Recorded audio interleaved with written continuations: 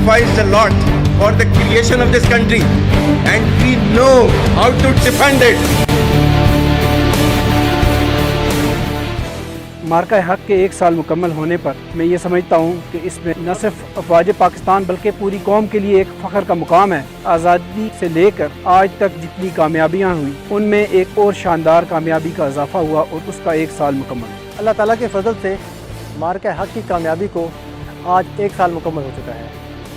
आज भी हमारे दिलों में खुशी ऐसी ही है जैसे 1 साल पहले। मेरे 5 साल सर्विस में मार्का हक की कामयाबी ऐसी कामयाबी है जिसको मैं आगे लेके चलूँगा।